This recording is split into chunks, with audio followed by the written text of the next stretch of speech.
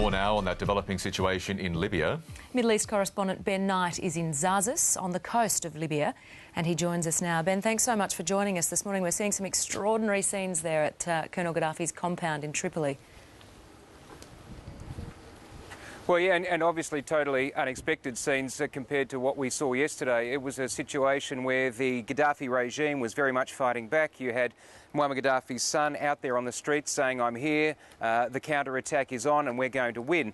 Now, that was obviously a lot of bravado there, but it did look as though it was going to be much more difficult for the rebels to take the capital than was thought. And then just a matter of hours ago, of course, they breached that compound. There was a counter-attack. The rebels started bringing in as many troops as they could from outside the capital to reinforce that assault.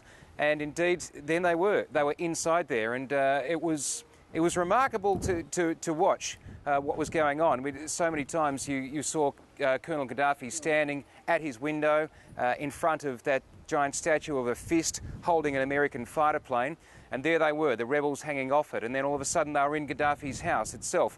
Now, this is, as you say, quite a decisive blow, and it was the one that the rebels have been looking for.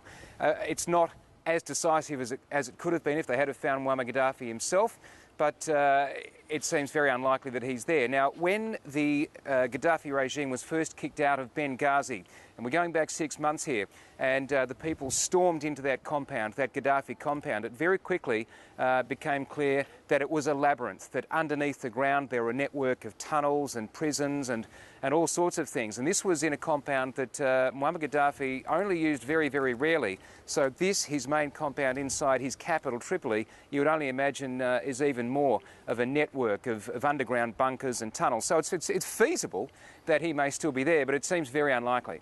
Ben, I understand there are still pockets of resistance, especially around the Rixos Hotel where a contingent of the world's media are. What can you tell us about the areas still under the regime's control?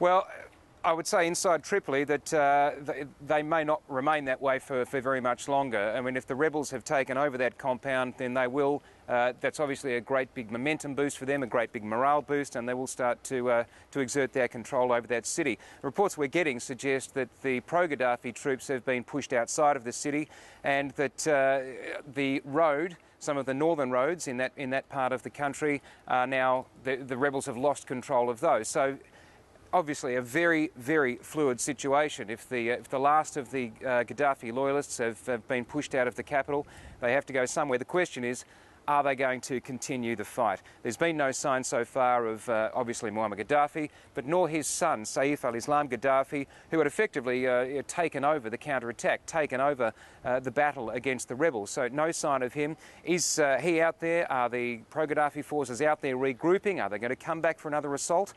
Or is this it? Well, it's night here now. It's just gone 9 p.m. So very difficult to say, but we should know by first light.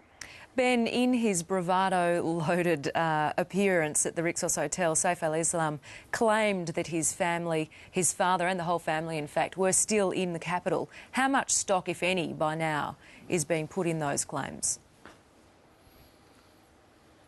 Well, not very much. As I say, it is possible that Moamar Gaddafi is still somewhere in one of those bunkers in his compound. There will be a lot of them. They'll be very, very well defended and reinforced. It could take some time to find him. I mean, remember in Benghazi when those bunkers first opened, it took days for the people of that city to find their way into all of the rooms in that compound and to release the prisoners that had been held there. In some cases, they told us the dead bodies. So, as I say, we're talking about a much bigger compound here. So it's possible, but unlikely. You would have to think. It may be that over the next hours we'll find that Moamar Gaddafi has been arrested or just against the wishes of the rebel leadership, shot or killed on sight. But it does appear as though he's not in that compound. All right, Ben Knight, we'll have to let you go, but thanks very much for the update and take care, please.